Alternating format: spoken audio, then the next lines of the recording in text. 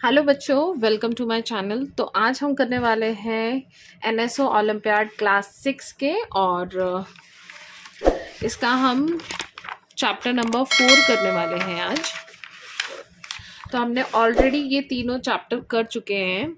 अगर आपने नहीं देखा है तो आप जाके हमारे पहले वीडियोस देख सकते हैं और उसमें मैंने एक एक क्वेश्चन अच्छी तरीके से समझाया है, तो आप वो भी वॉच कर सकते हैं। तो आज हम करेंगे chapter number 4, that is changes around us. तो चेंजेस अराउंड अस जो चैप्टर है उसके बारे में मैं आपको बता दूं। चेंजेस अराउंड अस जो चैप्टर है उसमें physical, chemical change, reversible, irreversible change, ये सारे चेंजेस के बारे में बताया गया है। तो इसके बारे में हम पढ़ेंगे। तो चलिए वन बाय वन सारा क्वेश्चन हम स्टार्ट करते हैं और इससे रिलेटेड अगर कोई डाउट रह जाए तो आप मुझे कमेंट सेक्शन में बता सकते हैं।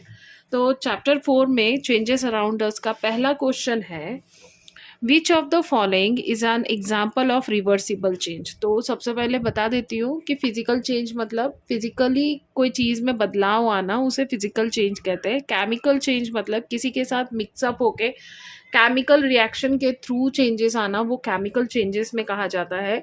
और रिवर्सिबल चेंज मतलब जो चेंज को आप रिवर्स कर सकते हैं। फॉर एग्जांपल जैसे कि बर्फ़ पानी बन गया और फिर से अगर आपने उसे जमा दिया तो फिर से वो बर्फ़ बन जाएगा। तो ये एक रिवर्सिबल चेंज है। इरिवर्सिबल चेंज वो चेंज होगा जिसमें कोई चेंजेस नहीं हो सकता। मतलब एक बार पेपर जल गया, फॉर एग्जांपल पेपर आपने जला दिया, तो उस पेपर को फिर से आप रिवर्स करके पेपर में नहीं कन्वर्ट कर सकते, उसे हम बोलेंगे इरिवर्सिबल चेंज। तो चलिए क्वेश्चन नंबर सॉल्व करते हैं one by one. Which of the following is an example of reversible change. तो कौन सा है example of reversible change? Dissolving salt in water for gargle, a glass fall from table and scatter on the ground, or burning a piece of paper in fire, or baking a birthday cake from your mother। तो ये option दिया हुआ है, आपको reversible change बताना है, कौन से चेंजेस को आप रिवर्स कर सकते हैं। तो यहाँ पे देखिए, सॉल्ट जो डिज़ोल्व हुआ है वाटर में, इवापोरेशन करके हम सॉल्ट को वाटर से अलग कर सकते हैं। ठीक है, ये रिवर्सिबल चेंज है। लेकिन ग्लास अगर टेबल से गिर के टूट गया है तो उसे हम ठीक नहीं कर सकते, वो रिवर्सिबल चेंजेस है।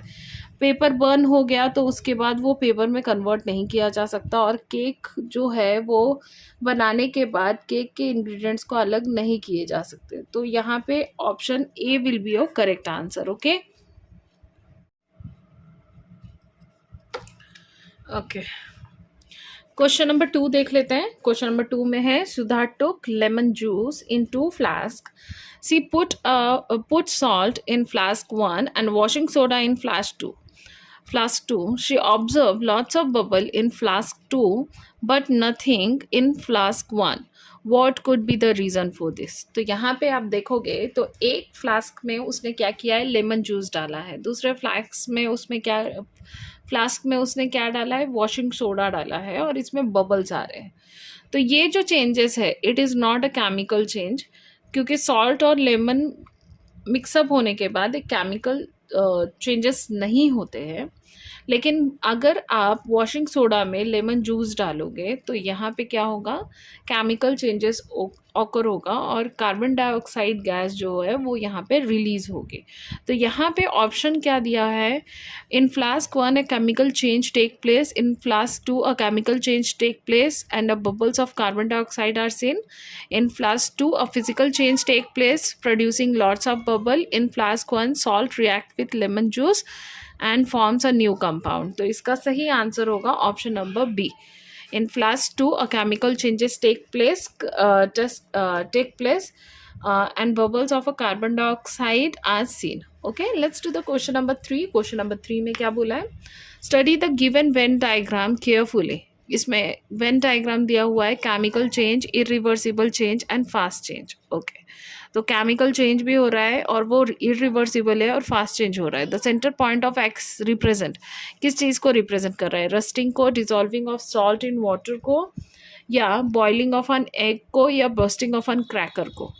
तो ये देखिए, ये इसमें हो सकता है रस्टिंग ऑफ एन आयरन, लेकिन it is not a fast change.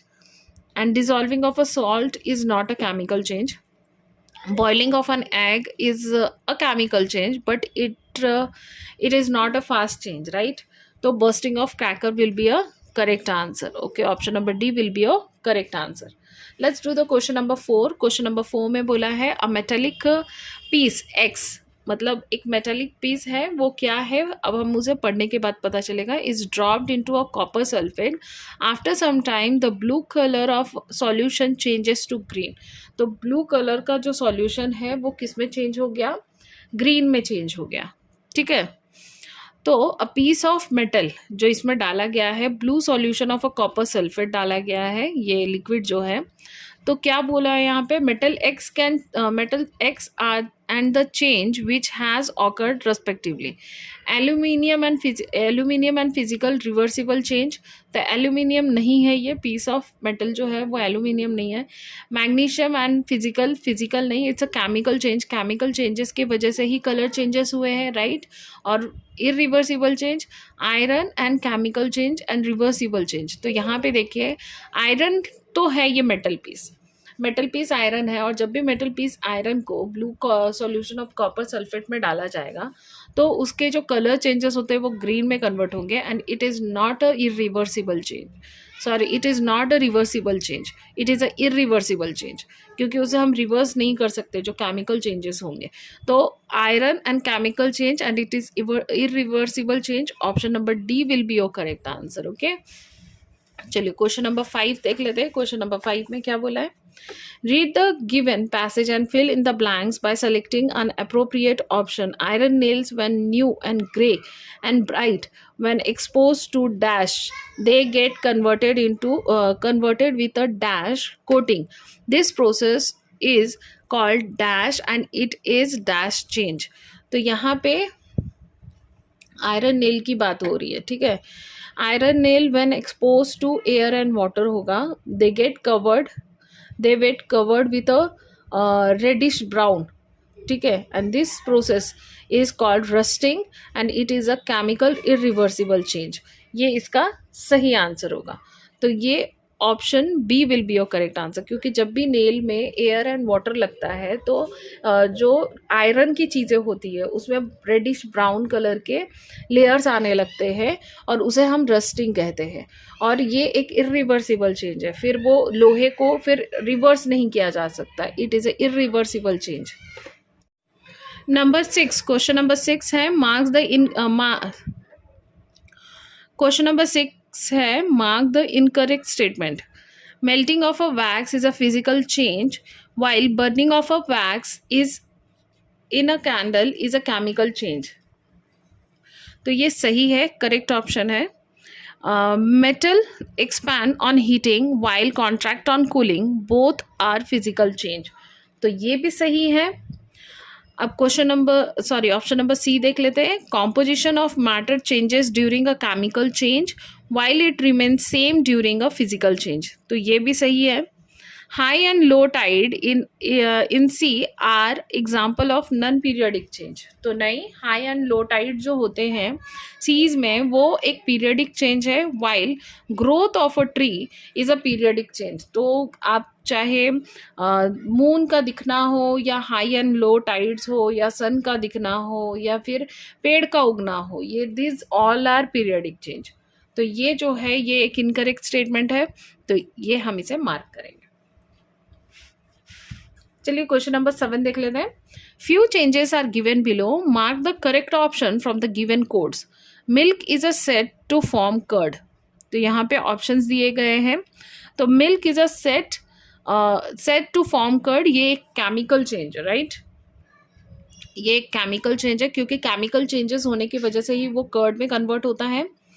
आप बोला है batter is steam to form idlis. तो बैटर जो है वो स्टीम करने के बाद इडली बनते हैं, तो ये भी एक केमिकल चेंज है, right. Water is boiled to form steam. तो जब पानी को उबाला जाता है तो वो एक फिजिकल चेंज है क्योंकि इसमें कोई चेंजेस नहीं हो रहा है. Salt is dissolve in water to form solution. Salt जब वाटर में डिजॉल्व किया जाता है एक सॉल्यूशन बनाने के लिए, तो ये उसका फिजिकल चेंज है क्योंकि उसमें कोई केमिकल रिएक्शंस नहीं होता है. तो इसका सही आंसर होगा केमिकल, केमिकल, फिजिकल, फिजिकल. तो इसमें Option number C will be your correct answer. Okay, let's do the question number 8. Then Neetu mixed some iron filling with sulfur powder in china dish. She heated the content of a china dish. What did she observe during the experiment? तो नीतू ने क्या किया है, iron filling लिया है, उसमें sulphur powder डाला है और एक चाइना के डिश में लिया है और उसने क्या किया है, उस चाइना डिश को गर्म किया है. तो उसमें कोई एक्सपेरिमेंट मतलब क्या ऑब्जर्वेशन आप करेंगे इस एक्सपेरिमेंट में? तो ऑप्शंस दिए हुए हैं. There was no difference in the content of china dish before and after heating. तो उसमें कोई डिफरेंस नहीं होंगे बिफोर एंड आफ्टर हीटिंग, ये कहा गया है. Before heating iron filling and sulphur powder could be seen separately but after heating the content become black. तो इसमें कहा गया है कि बिफोर मतलब हीटिंग करने से पहले आयरन फिलिंग्स और सल्फर पाउडर जो होंगे वो अलग अलग दिखेंगे, लेकिन उसे गर्म करने के बाद वो जो कंटेंट है वो क्या हो जाएगा, बिकम ब्लैक, वो ब्लैक हो जाएगा. नंबर सी में बोला है before heating iron filling and sulphur powder could not be seen separately. तो लेकिन ये तो सेपरेट चीज़ है ना, तो सेपरेटली ही दिखेंगे, तो ये ऑप्शन गलत है. Before heating the content were black and after heating iron filling and sulphur powder could be seen separately.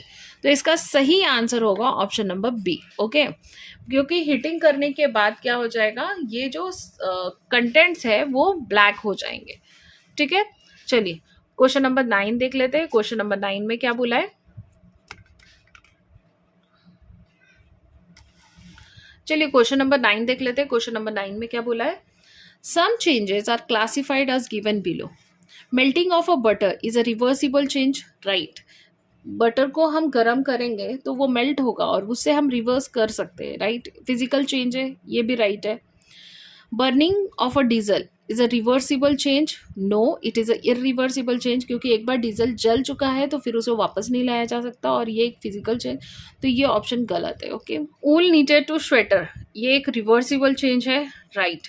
और ये एक फिजिकल भी चेंजेस है, उसमें फिजिकली चेंजेस होता है, राइट. तो ये इसका सही आंसर, सही मैच है. डिजॉल्विंग इनो इन वाटर एक रिवर्सिबल चेंज है, no it is a irreversible change, उसे हम अलग नहीं कर सकते, फिजिकल चेंजेस तो होंगे ही उसमें, तो ये ऑप्शन गलत होगा. Okay, cooking of a food is a reversible change, no it is a irreversible change, खाना बना के फिर इंग्रेडिएंट में कन्वर्ट नहीं किया जा सकता. It is a physical change, no it is a chemical change, right. तो ये एक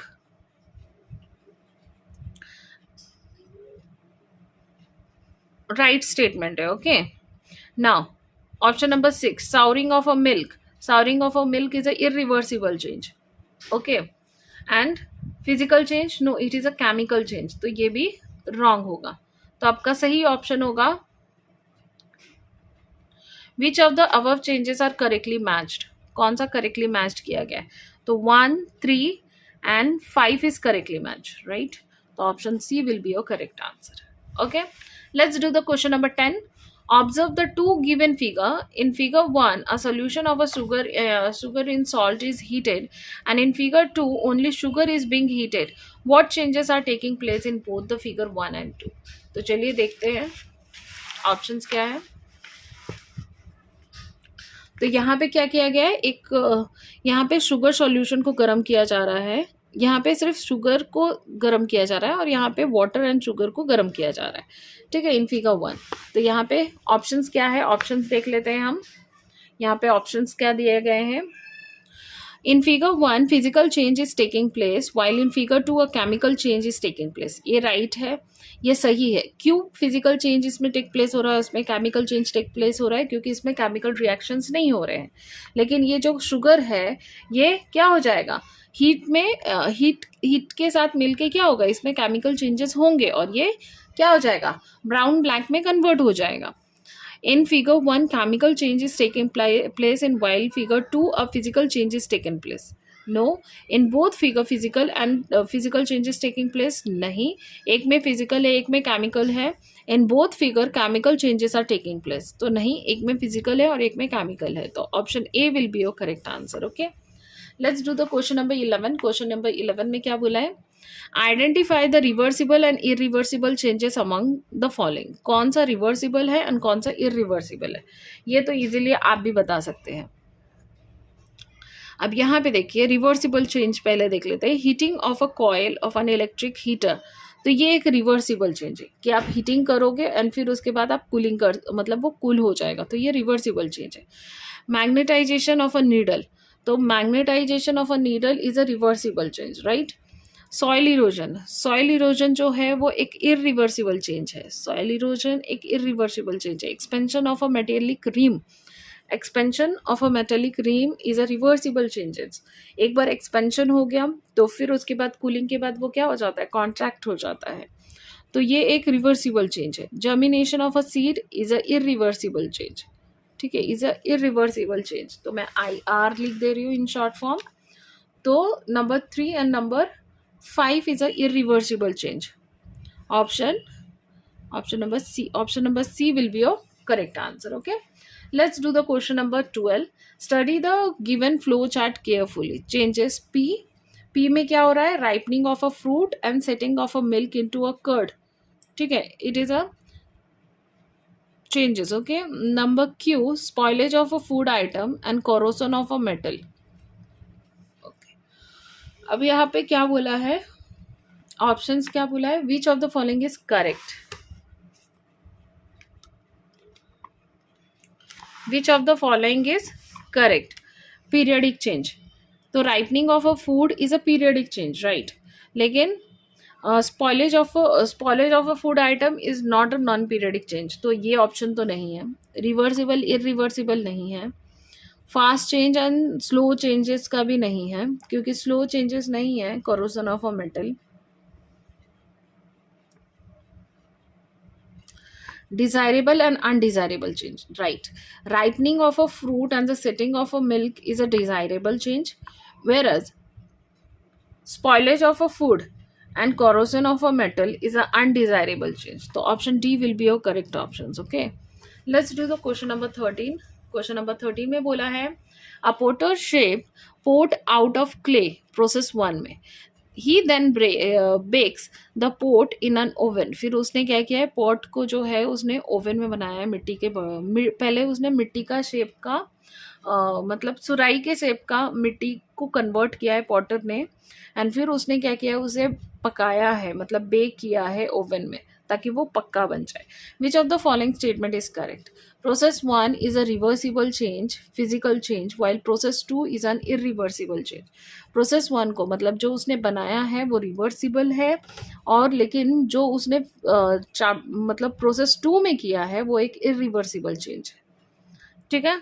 ये कहा है, तो ऑप्शन बी में बोला है process 1 is an irreversible physical change while process 2 is an irreversible chemical change. Option C में बोला है process 1 is a reversible change, physical change, while process 2 is an irreversible chemical change. तो option C सही है। क्यों पता है, क्योंकि जब उसने मिट्टी से घड़ा बनाया तो वो जो पॉट उसने बनाया है तो उसे बेक करने से पहले वो चाहे तो तोड़ के मिट्टी में मिक्सअप कर सकता है, क्योंकि उसमें कोई भी चेंजेस उसने नहीं किए हैं, सिर्फ पानी का यूज़ करके उसने उसमें उसे पॉट का शेप दिया है, तो ये एक रिवर्सिबल चेंज है, राइट। लेकिन जब उसने उसे ओवन में बेक कर दिया तो उसमें केमिकल चेंजेस होने की वजह से वो क्या हो गया, पक्का गढ़ा बन गया है, ठीक है, तो वो एक इरिवर्सिबल चेंज है। तो option C will be your correct answer. चलिए क्वेश्चन नंबर 14 कर लेते हैं। क्वेश्चन नंबर 14 में बोला है match column 1 with column 2 and select the correct option and given code. Okay, rusting of an iron क्या है, rusting of an iron is a irreversible change. Expansion of metal dream is a reversible change. Sharpening of a pencil is a physical change, while cooking of a food is a chemical change. Number 14 का आएगा option number B will be your correct answer. Okay, let's do the question number 15. तो बच्चों आपका exam कब है, decided है कि नहीं है, आप कौन से सिटी से हो और कौन से स्कूल से हो, आपका स्कूल का नाम भी ज़रूर बताइएगा मुझे, और आपको समझ में आ रहा है कि नहीं वो भी ज़रूर बताइएगा मुझे कमेंट सेक्शन में। और कौन सा चैप्टर सबसे ज़्यादा हार्ड लगता है इस NSO में, तो वो मुझे बताइएगा। हो सकता है मैं इसका मतलब एक नोट्स बना के आपको प्रोवाइड कर सकूँ, वो भी मुझे बता दीजिएगा। तो चलिए क्वेश्चन नंबर 15 करते हैं। Which of the following statement is true? Setting of a milk to form curd is chemical and reversible change. तो ये एक इरिवर्सिबल चेंज है, राइट। एक बार दही जम गया तो फिर उसे दूध में कन्वर्ट कर सकते हैं क्या? नहीं कर सकते। Spoiling of a food is a chemical and irreversible change. तो ये ऑप्शन सही है, क्योंकि एक बार खाना खराब हो गया, केमिकल चेंजेस आ जाते हैं उसमें और वो इरिवर्सिबल है, right. Burning of a paper is a physical change and reversible change. तो नहीं, एक बार पेपर जल गया तो हम उसे रिवर्स नहीं कर सकते।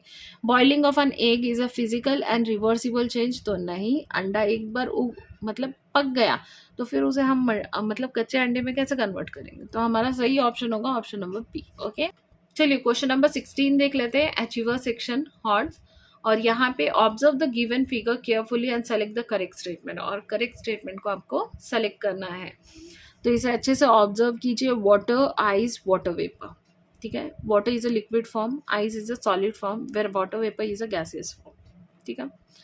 प्रोसेस थ्री की अगर हम बात करें एंड प्रोसेस 4 की बात करें, involve observe of heating energy.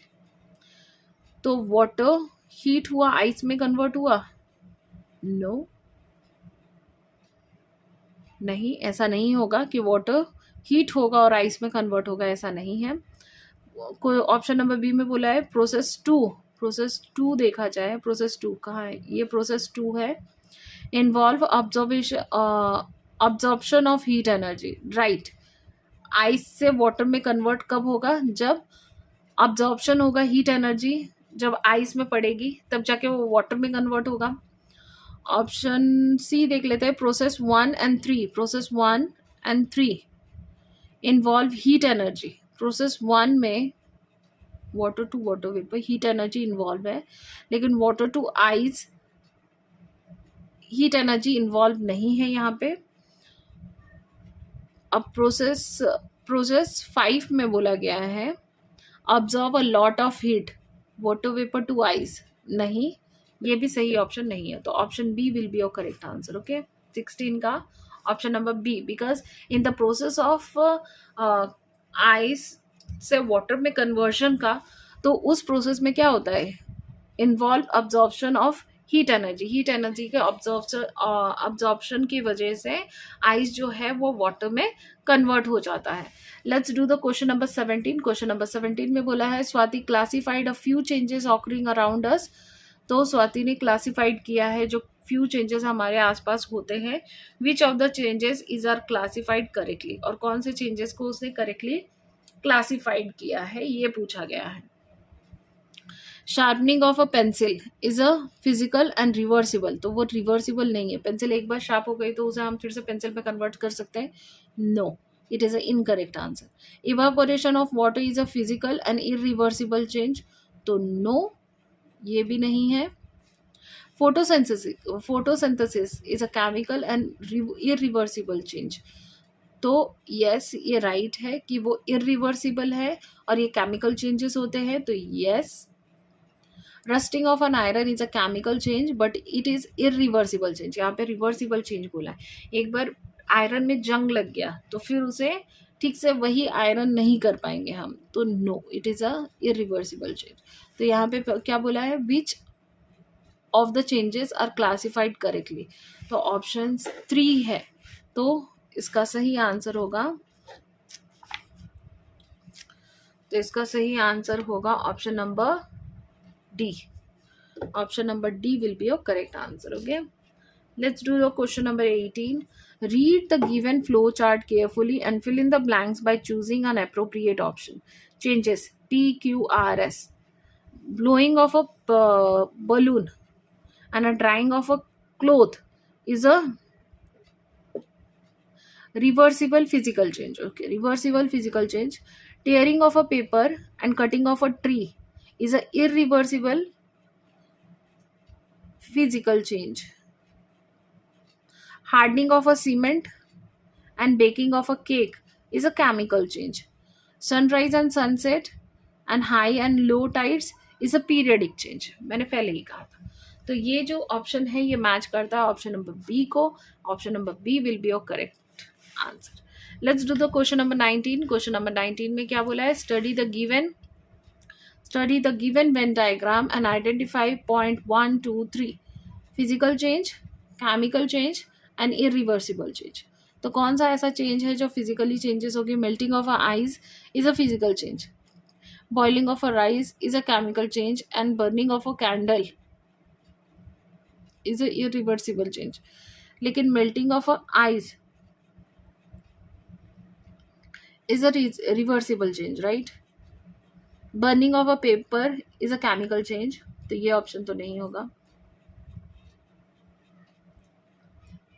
Breaking of a glass, baking of a cake and a burning of a LPG gas. Breaking of a glass is a physical change, right?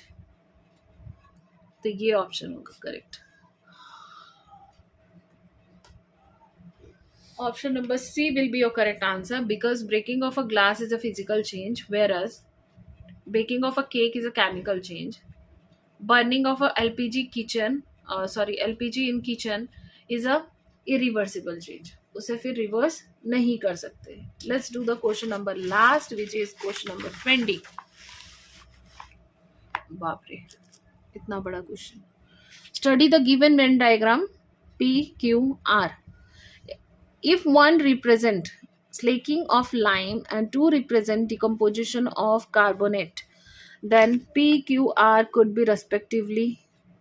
Slaking of a lime means mixing of a lime with water and decomposition of decomposition मतलब आपको पता है, मतलब किसी भी चीज़ का soil में decomposition मतलब गल जाना. अगर कैल्शियम कार्बोनेट है, कैल्शियम कार्बोनेट गल रहा है, डिकम्पोज हो रहा है, तो PQR क्या हो सकते हैं? तो PQR reversible change, irreversible change and physical change ये नहीं है. Periodic change, non periodic change and physical change ये भी नहीं है. Exothermic change and endothermic change and chemical change. तो यहाँ पे सही आंसर होगा इकोथर्मिक, क्योंकि यहाँ पे देखिए डिकम्पोजिशन इज अ इकोथर्मिक चेंजेस. अगर आप पी जो है आपका इकोथर्मिक, अगर आप ध्यान दें तो पी जो है वो इकोथर्मिक है, क्यू जो है वो एंडोथर्मिक है, और एंडोथर्मिक की वजह से वो क्या हो रहा है? केमिकल चेंजेस हो रहे हैं, क्योंकि decomposition of calcium carbonate is a endothermic change और वहाँ पे क्या हो रहा है? केमिकल चेंजेस हो रहे हैं, राइट? इसीलिए डिकम्पोजिशन हो रही है. तो उसका सही ऑप्शन होगा ऑप्शन नंबर सी. तो यहाँ पे मैं आपको एक्सोथर्मिक और इंडोथर्मिक का कॉन्सेप्ट समझा देती हूँ. इंडोथर्मिक में क्या होता है? जो एनर्जी है वो अब्जॉर्ब होती है, हीट एनर्जी अब्जॉर्ब होती है. जैसे कि फॉर एग्जांपल अगर बर्फ पिघल रहा है तो हीट एनर्जी क्या हो रहा है? आइस में अब्जॉर्ब हो रही है, जिसकी वजह से बर्फ पिघल रहा है, राइट? एक्सोथर्मिक में क्या होता है? हीट जो है वो रिलीज होती है, हीट रिलीज होती है. जैसे कि कोई चीज़ का डिकम्पोजिशन हो रहा है तो वो उसमें जो केमिकल चेंज होते हैं उसकी वजह से क्या हो रहा है? हीट जो है उस चीज़ से रिलीज हो रही है, तो उसे हम एक्सोथर्मिक कहेंगे. ये इन दोनों में डिफरेंस है. होप्स आपको इंडोथर्मिक और एक्सोथर्मिक का कॉन्सेप्ट समझ में आया होगा. तो यहाँ पे ये चैप्टर तो ख़त्म हो गया. तो यहाँ पे इस चीज़ को करना भी मत भूलिएगा. जैसे कि 20 का ऑप्शन सी है तो ऑप्शन सी को आपको क्या करना है? डार्कन करना है. तो ये चीज़ अगर आप करते रहेंगे तो आपको एग्ज़ाम के टाइम में ये यूज़फुल रहेगा. आप सही पॉइंट को सही तरीके से डार्कन कर पाएंगे. ये चीज़ कंटिन्यू कीजिए. और अगर आप चैनल में नए हैं तो चैनल को प्लीज़ सब्सक्राइब करना बिल्कुल ना भूलें, क्योंकि सिर्फ ओलंपियाड ही नहीं, मैं आपके सिलेबस भी यहाँ पे आपको प्रोवाइड करने वाली हूँ. और अगर तब भी इसमें कोई डाउट रह गया है तो मुझे कमेंट सेक्शन में ज़रूर बताइए. आप कौन से सिटी से हैं, कौन से स्कूल से हैं और आपका एग्ज़ाम कब होने वाला है, तो ये भी बताना बिल्कुल ना भूलें. और अपने फ्रेंड्स के साथ ये वीडियो ज़रूर शेयर कीजिए ताकि आपको ये जितना हेल्पफुल हुआ है उनके लिए भी उतना हेल्पफुल हो सके. तब तक के लिए हमारे चैनल पे बने रहिए. Stay tune and bye.